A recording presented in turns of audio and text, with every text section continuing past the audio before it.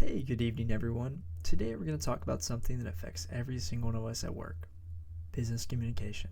Whether you're sending an email, presenting in a meeting, or just chatting with a coworker, communication is happening all the time, and how we do it makes a huge difference. So let's dive right in.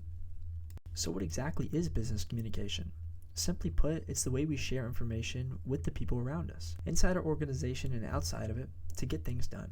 And here's why it matters. Studies show that 86% of workplace failures can be traced back to poor communication. Teams that communicate well are 3 times more productive, and communication is actually the number one skill that employers look for when hiring.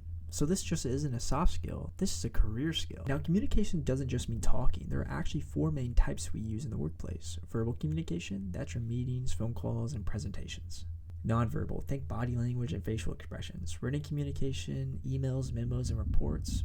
And digital communication, things like Slack messages, video calls, and even social media. Each one serves a different purpose, and knowing when to use one is a skill in itself.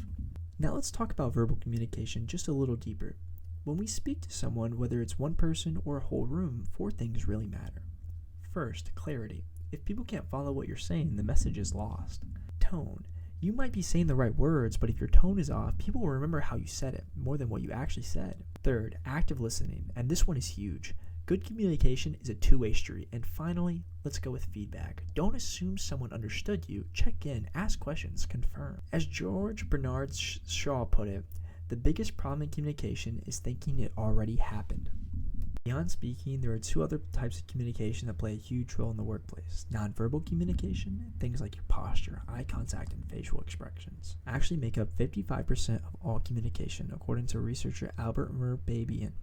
That means even when you're not saying a word, you're still sending a message. On the written side, professional writing shows up in emails, reports, and memos every single day. The key is to keep it clear, concise, and proofread, because a typo or a careless tone in an email can seriously hurt your credibility. With writing, you don't get to explain yourself in the moment, so get it right the first time. Now here's one of the most important ideas in this whole presentation: knowing your audience. Before you communicate anything, ask yourself these 3 questions. Who are they? A message for your manager looks very different from a message for a new employee. What do they need? Focus on what's useful to them, not just what's easy for you to say. And how will they receive it?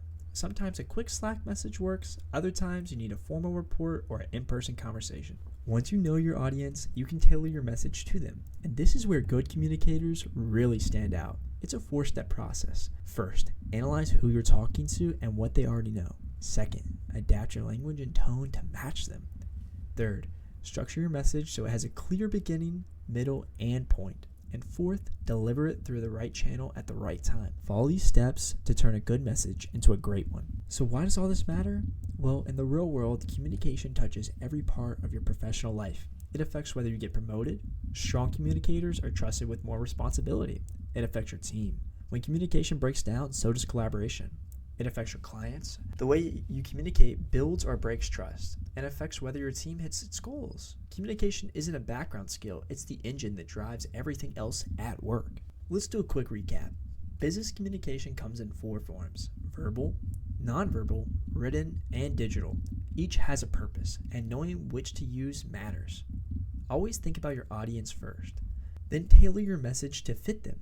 And remember, strong communication isn't just nice to have, it's what separates good employees from great ones. These are skills you can start practicing today. Here are the sources I used to pull this presentation together. Thank you so much for your time today. I hope this gives you a solid foundation to build your communication skills on. Good night, everyone.